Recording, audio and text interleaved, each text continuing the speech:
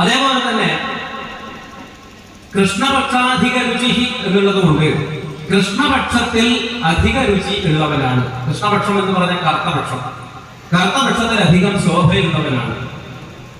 സദാ സമ്പൂർണ്ണ മണ്ഡല, എപ്പോഴും സമ്പൂർണമായ മണ്ഡലത്തോട് കൂടിയവനാണ്. സമ്പൂർണമായ മണ്ഡലം എന്ന് പറഞ്ഞാൽ ഇഷ്ടംപോലെ സൈന്യങ്ങളും മറ്റുമൊക്കെ ഉള്ള ആളാണ് ഈ രാജാവ് എന്നർത്ഥം.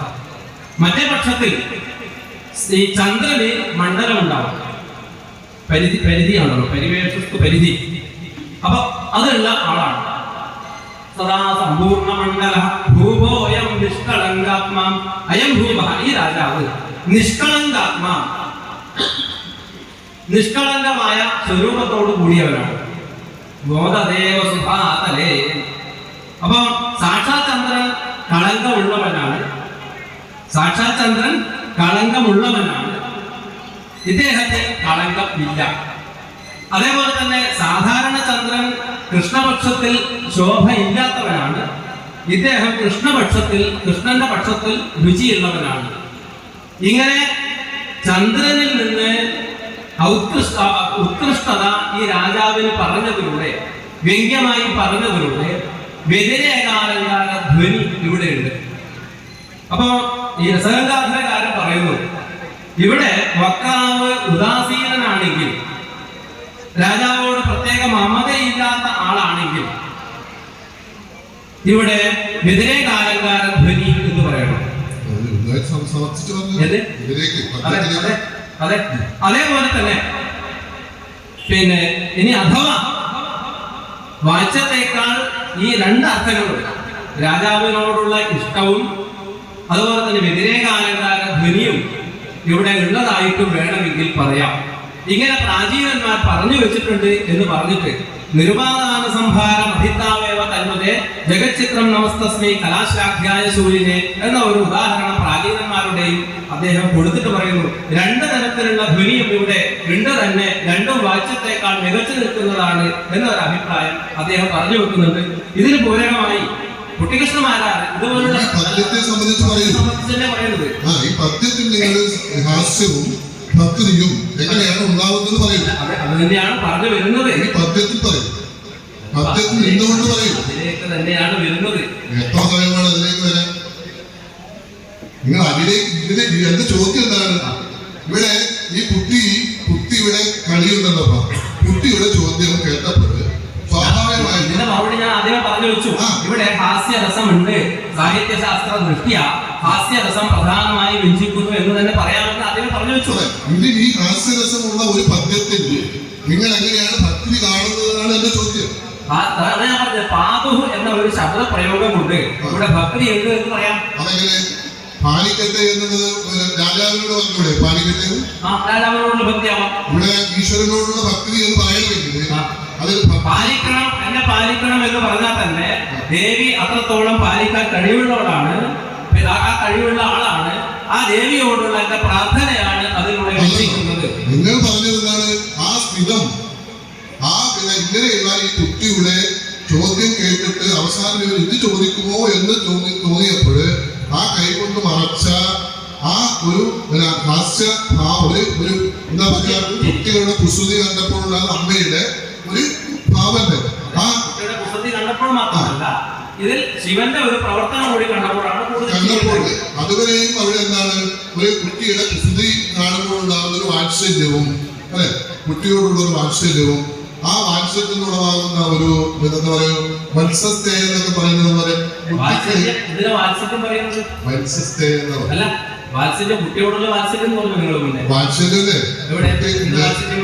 അല്ലാതെ ഈ അമ്മ കുട്ടികളോട് ചോദിച്ചതിനൊക്കെ ഇങ്ങനെ മറുപടി പറയുമ്പോൾ ആ കുട്ടികളോട് ഇഷ്ടം കൂടി അതില്ലേ.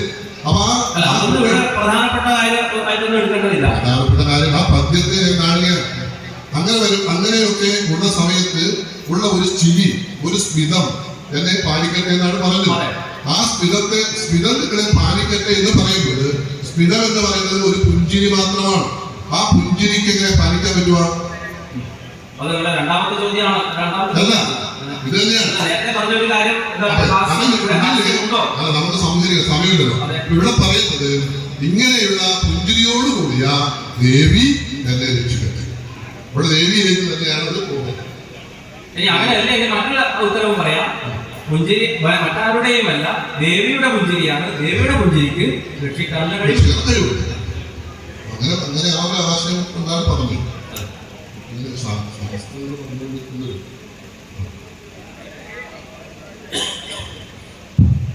ഇവിടെ ചൂണ്ടിക്കാട്ടി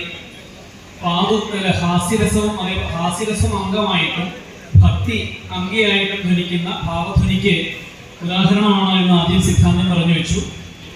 അതിനുശേഷം കവി വക്താവ് നിർലേപനാണെങ്കിൽ ഉപയോഗിച്ച വാക്ക് വരുന്നത് ഉദാസീനനാണെങ്കിൽ വക്താവ് ഉദാസീനനാണെങ്കിൽ ഇവിടെ ഭക്തി എടുക്കേണ്ടതില്ല, ഹാസ്യരസം മുഖ്യമായിട്ട് വേണമെങ്കിൽ പറയാം. പക്ഷെ പദ്യത്തില് പാദവും മുഖ്യ ക്രിയ ഉള്ളതുകൊണ്ട് ഈ പദ്യത്തെ വെച്ച് നമ്മൾ സംസാരിക്കുമ്പോൾ ഭഗവത് ഭക്തി തന്നെയാണ്. ഭഗവത് ഭക്തി ഭഗവതീയശീലമായ ഭക്തി, സമാസം വന്ന ഭഗവത് ഭക്തി.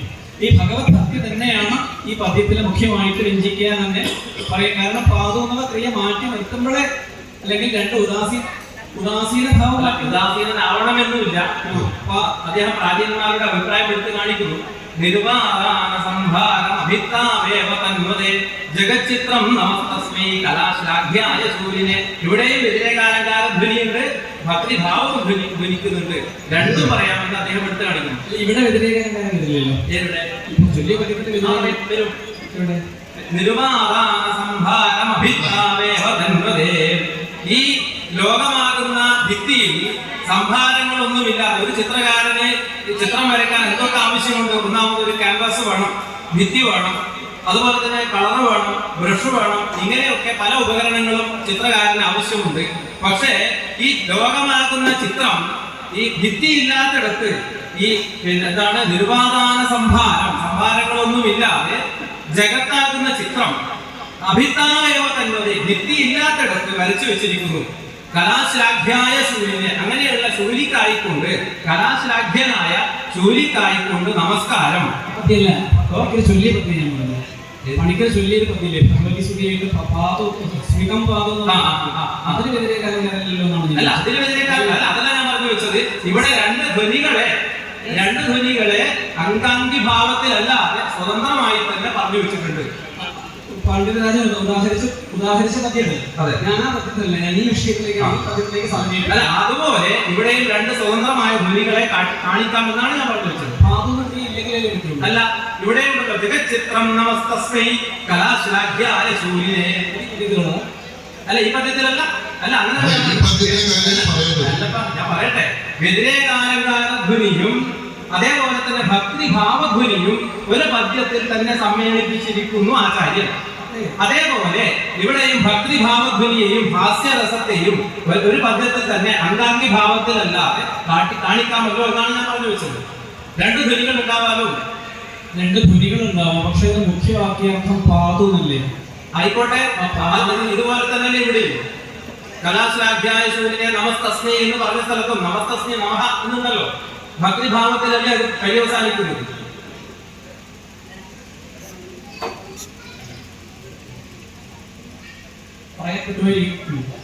ഇത് മാത്രമല്ല, എല്ലാം പറയാൻ പ്രേരിപ്പിച്ച മറ്റൊരു ഘടകം കുട്ടിക്കൃഷ്ണമാരാറ് പിന്നെ ഈ ഗീതഗോവിന്ദത്തെ കുറിച്ച് ചങ്ങമ്പുഴ ഗീതഗോവിന്ദത്തിന് മലയാള തർജ്ജിമ എഴുതിയപ്പോൾ അതിനെക്കുറിച്ച് ഒരു നിരൂപണം എഴുതിയിട്ടുണ്ട്. അതിലുള്ള പദ്യങ്ങളൊക്കെയും ശൃംഗാരരസ പ്രധാനങ്ങളാണ്.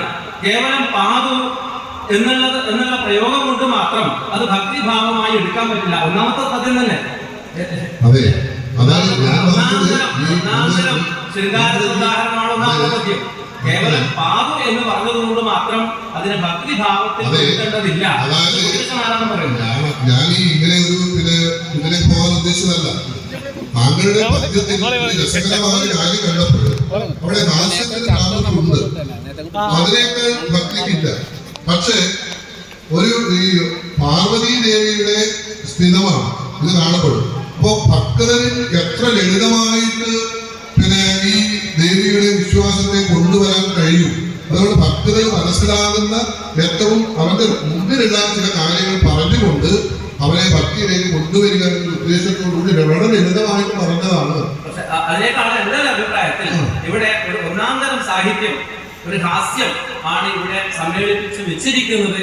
ഒന്നാം തരം പിന്നെ ഒരു സാഹിത്യ സൃഷ്ടി എന്നുള്ള രീതിയിൽ ഹാസ്യരസത്തിന് വളരെ പ്രാധാന്യം കൊടുക്കണം എന്നാണ് ഞാൻ ഈ അഭിപ്രായം വെച്ചുകൊണ്ട് ഞാൻ പറഞ്ഞത്. അതല്ലേ ഞാനും പറയുന്നത്. ഇത് അഭിപ്രായ വ്യത്യസ്തമായിട്ട് പറഞ്ഞു. അല്ല, ഭക്തിയിലേക്ക് പോകുന്നതിനേക്കാളും അവിടെ ശരിക്കും കൃത്യമായിട്ട് പറഞ്ഞാൽ ഇപ്പൊ ഈ പറഞ്ഞ പോലെ ഉദാസീനം എന്നൊക്കെ പറയുന്നത്. ഇപ്പൊ ഞാനൊരു ഭക്തൻ എന്നാന്ന് നോക്കാം. അല്ല, ഉദാസീനം മാത്രമല്ല ഞാൻ പറഞ്ഞത്. അവിടെ ഒരഭിപ്രായം പറഞ്ഞ ഉദാസീനേ വക്തരി തത്വാർത്ഥ കഥനപരസ്യ അസ്യ പദ്യസ്യ വക്തൃഗത രതിവ്യഞ്ജകത്വ അസംഗതേഹേ എന്ന് ഒരഭിപ്രായം പറഞ്ഞു. മറ്റൊരു അഭിപ്രായത്തിലാണ് പറഞ്ഞത് രണ്ട് തരത്തിലുള്ള ധ്വനികളെയും ഇവിടെ സമ്മേളിപ്പിക്കാം. അതൊന്ന് എടുത്ത് കാണിക്കാനേ പറഞ്ഞുള്ളൂ.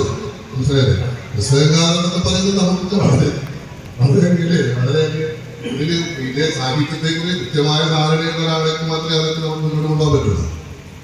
അതൊരു ഉപരിശാസ്ത്രമല്ലേ. അപ്പൊ നമുക്ക് അതെ ഈ ചർച്ച ഇവിടെ അവസാനിക്കുന്ന കഴിവ് തുടങ്ങാൻ തോന്നുന്നു.